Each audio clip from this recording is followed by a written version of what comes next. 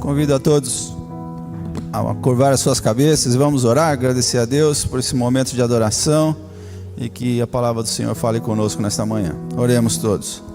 Maravilhoso Deus, nós estamos aqui, Senhor, já preparamos a casa, Senhor Deus, já arrumamos a mesa para te receber, Senhor Deus. O Senhor é a figura principal aqui, Senhor Jesus. O Senhor é aquele que nos fala ao nosso coração, é aquele que nos orienta, aquele que nos ensina, Senhor, e nós só temos que aprender contigo, Senhor. Permita, Senhor, que possamos aprender cada dia mais e te servir e fazer a tua santa vontade, que possamos cada dia mais, Senhor Deus, reconhecer quem tu és na nossa vida, Senhor Deus. Esteja conosco e fale aos nossos corações essa manhã, em nome de Jesus. Amém. Podeis assentar. Paz do Senhor Jesus a todos.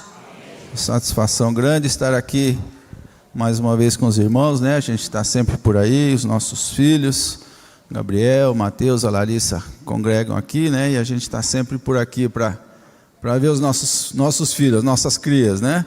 É uma satisfação estar aqui e agradeço ao Osiel, não sei se eu agradeço ou eu pego ele lá fora depois, né? Me convidou bem para o sábado mais frio do ano para pregar aqui, né? Um joinvilense, lá é calor pra caramba, irmãos, lá é muito quente, né? E ele me convida para o sábado mais frio do ano para vir aqui, mas muito obrigado, viu, pela confiança, pastor também, muito obrigado pela confiança de estarmos aqui, né?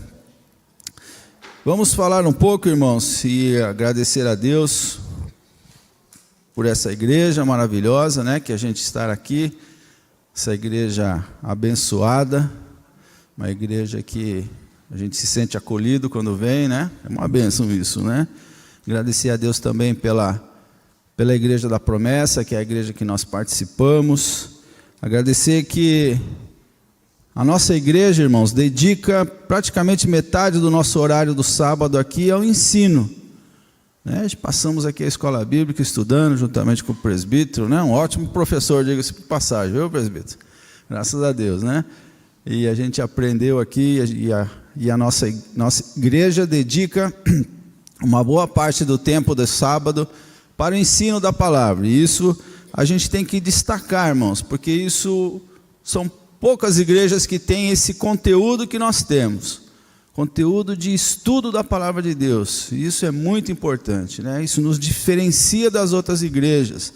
A nossa igreja tem um canal no YouTube, o Promessista Brasil, né? Para quem não acompanha, né? Mas pode acompanhar, que também preenche a sua grade de programas, com vários programas de ensino da palavra de Deus. Nossa igreja é bíblica, irmãos, e a gente tem que destacar isso, a gente tem que agradecer a Deus, porque a nossa igreja é fundamentada na palavra de Deus, né? E o ano passado eu tive a oportunidade de conversar com o pastor Felipe José, ele era o diretor da TV Viva a Promessa. E conversando com ele, né, uma curiosidade eu perguntei, né? Falei, qual que é o programa que é mais assistido aí na grade do Promessistas Brasil? Alguém arrisca? Escola Bíblica Especial, irmãos. Que bênção, né? Fiquei feliz quando vi isso, né? Ouvi isso, né? Porque o nosso povo gosta de estudar. Não é todo mundo, né? Vamos dizer assim, né? Não é todo mundo que é apegado, né, no estudo da palavra de Deus, né? Mas diz que é o programa mais assistido da grade de programação da nossa igreja, Escola Bíblica Especial. Passa às quartas-feiras. Quem não assiste, né, passa às quartas-feiras ao vivo, mas depois fica gravado lá e você pode assistir, né? Então, eu agradeço a Deus por isso, né, por ver que a nossa igreja tem interesse e muitas pessoas gostam do estudo da palavra de Deus. Mas esse, irmãos, não é a realidade da educação no Brasil. É muito diferente, né? Muito diferente.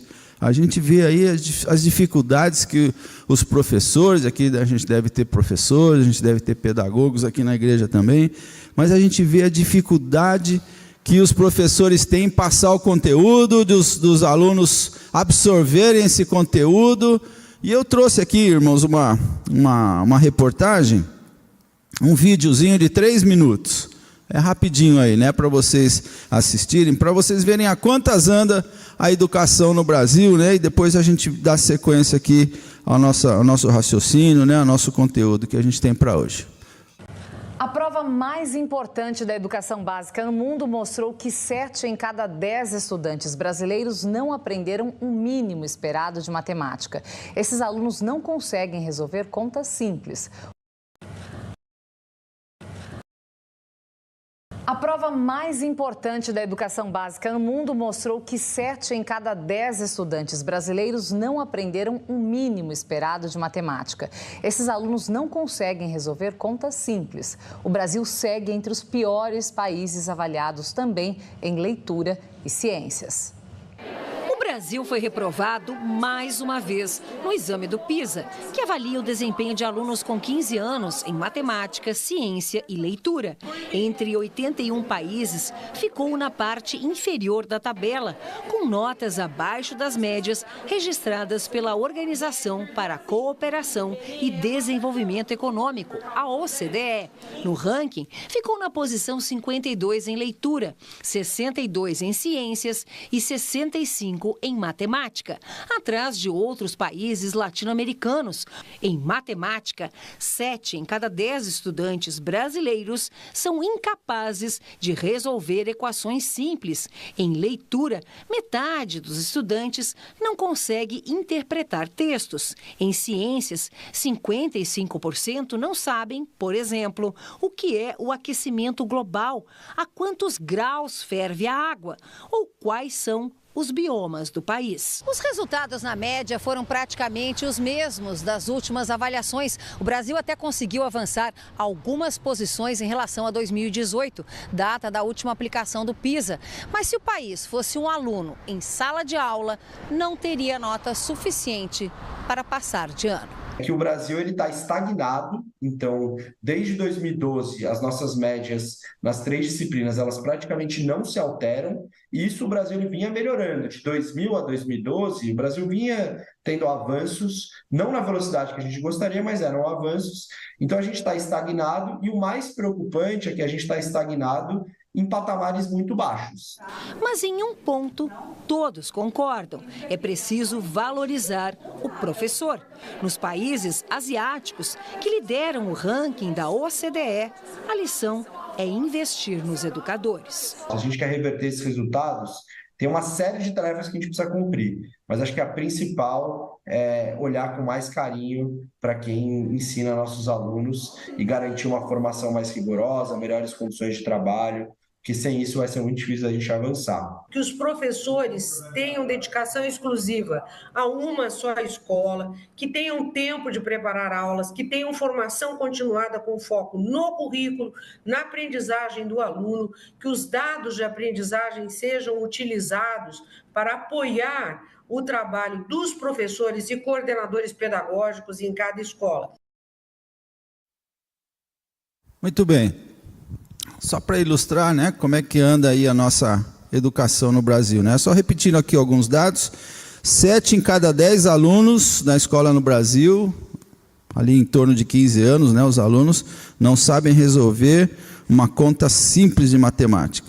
50% dos alunos não sabem interpretar um texto e 55% não sabem questões simples de ciências.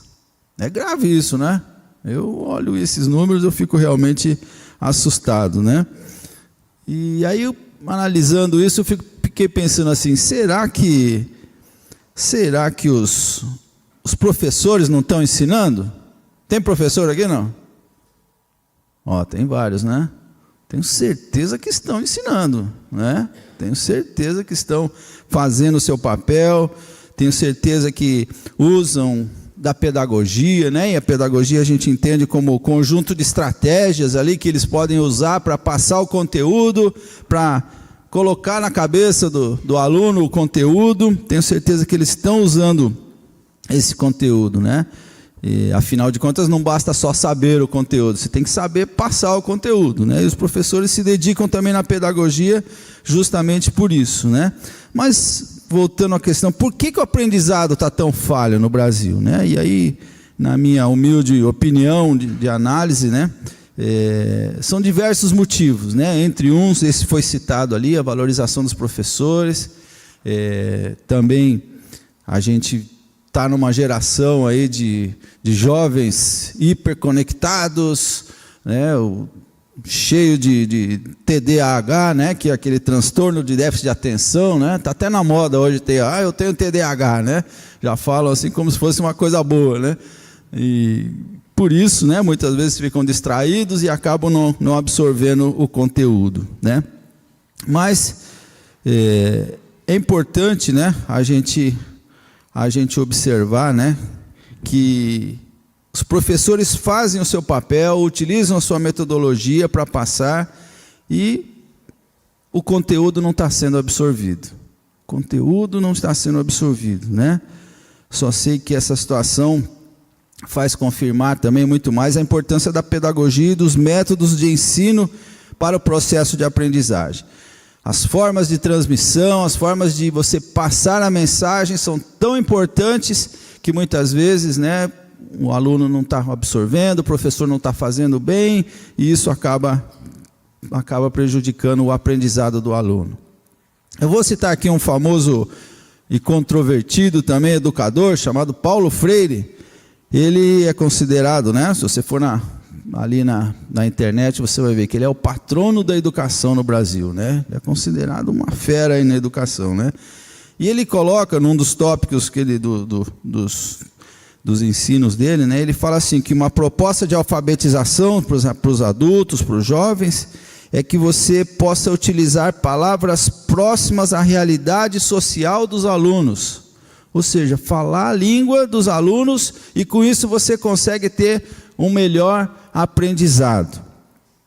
Veja, Paulo Freire nasceu em 1921 e morreu em 1997.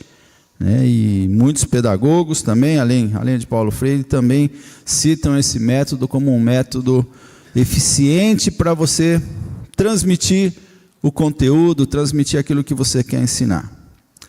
Agora eu quero falar bem baixinho aqui para vocês, né? Jesus já fazia isso, irmãos, há muito tempo atrás.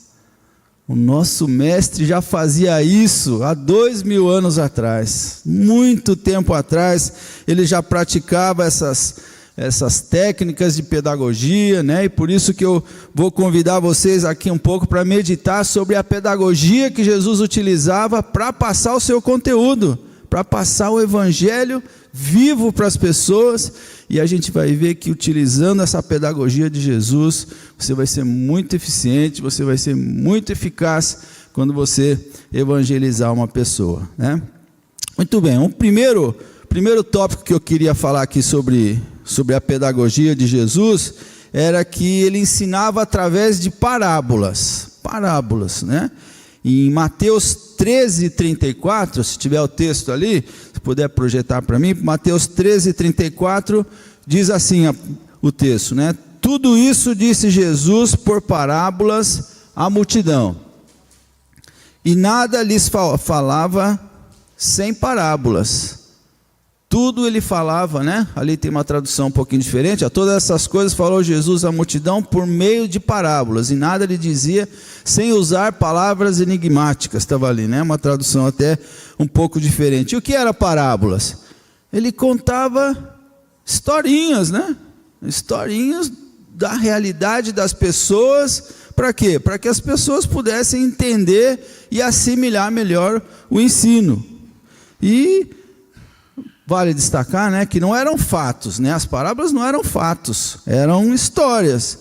A gente até acha engraçado, às vezes, os pregadores pegar, por exemplo, a parábola do filho pródigo e falar, o coitado comeu as bolotas do porco, não sei o quê, né? Mas é só uma historinha que Jesus contou, irmão. Ou o coitado não comeu mesmo, né?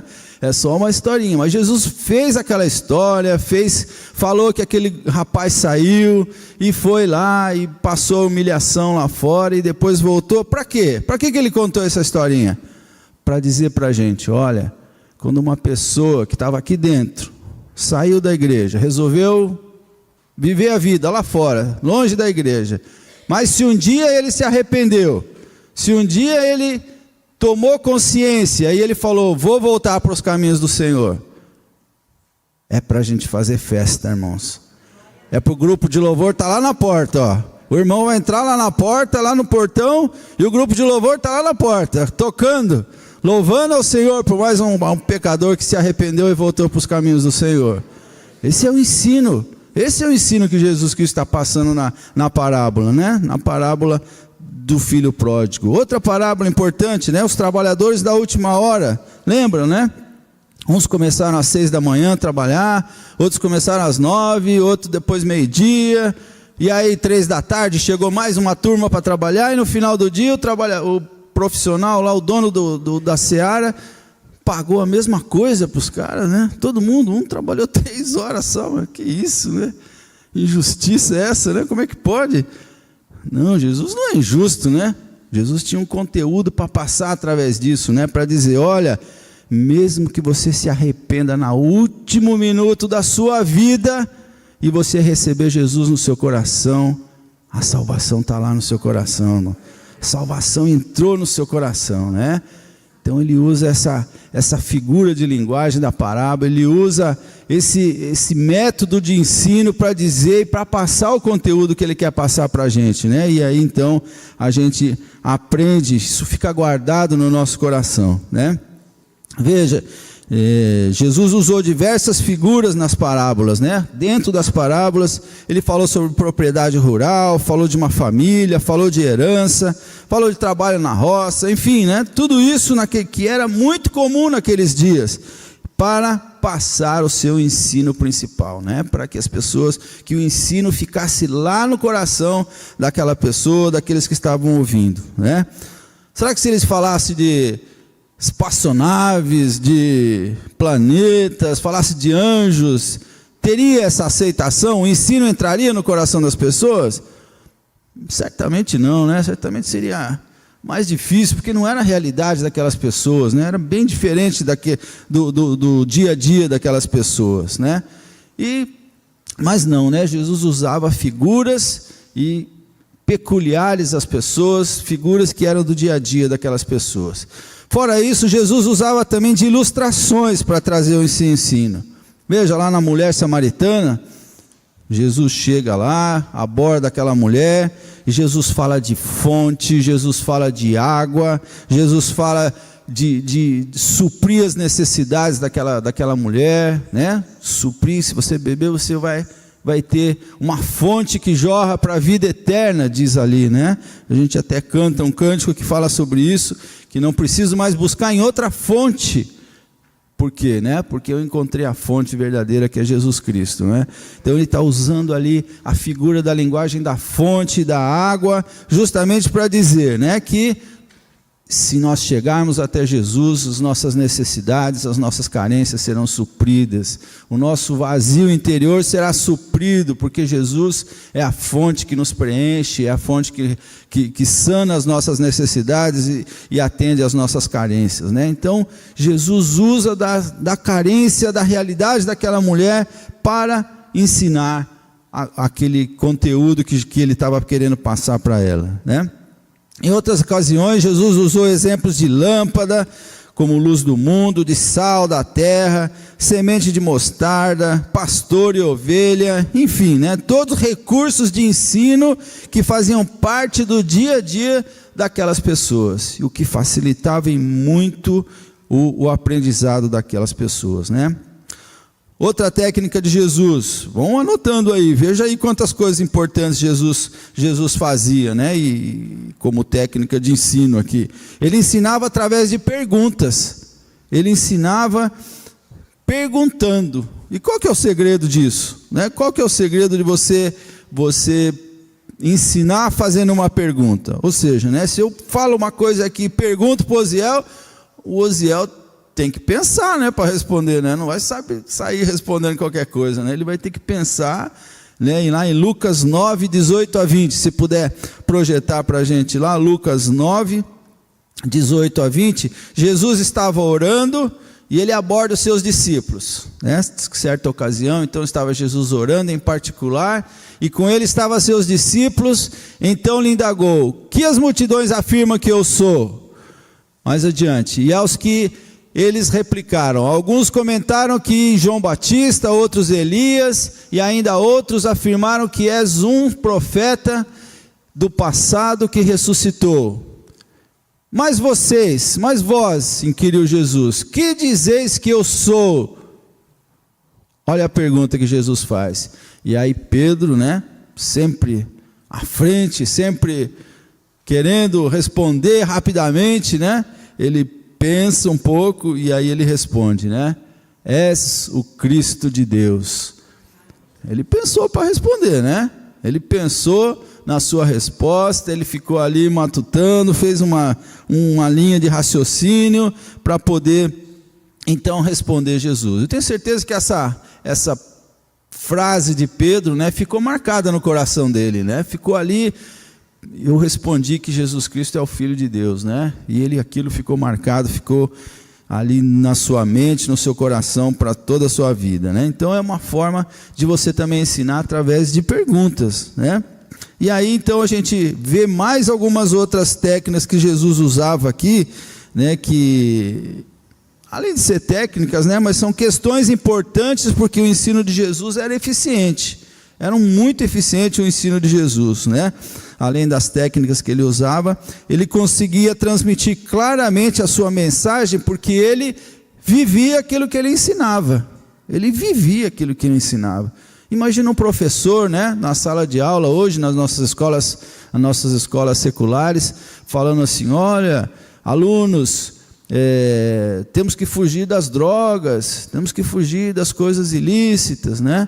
E aí ele sai da aula, você pega ele lá na esquina, né, puxando um baseado lá, fumando alguma coisa esquisita, né? Aí quando ele vai na próxima aula, ele não tem autoridade para ensinar. Ele não tem autoridade para passar aquele conteúdo, e todo mundo então não absorve aquele conteúdo. Jesus não. Jesus vivia aquilo que ele ensinava. Por isso ele tinha autoridade, né? Ele tinha autoridade porque ele não era hipocrisia aquilo que ele fazia. Ele ensinava aquilo que ele vivia, não era aquilo do faço o que eu digo, mas não faço o que eu faço, né? Era exatamente aquilo que ele vivia, que ele ensinava.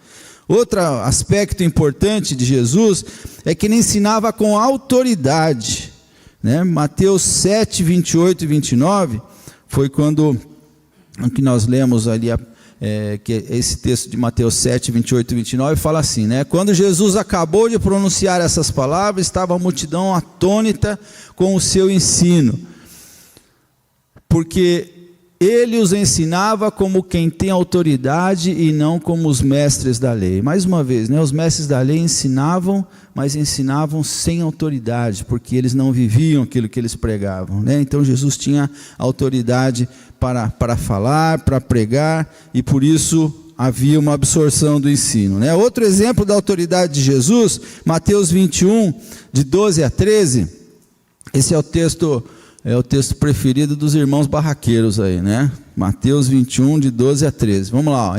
Tendo Jesus entrado no pátio do templo, expulsou todos os que estavam ali comprando e vendendo, também tombou as mesas dos cambistas e as cadeiras dos comerciantes de pombos, e repreendeu-os. Está escrito: a minha casa será chamada casa de oração, vós ao contrário, está se fazendo dela covil de salteadores, né? Então Jesus entrou, né, na porta do templo lá e viu aquele comércio, e ele não falou assim, ó, por favor, saiam daqui, vocês estão aqui atrapalhando o templo, né? Jesus não foi assim não, né?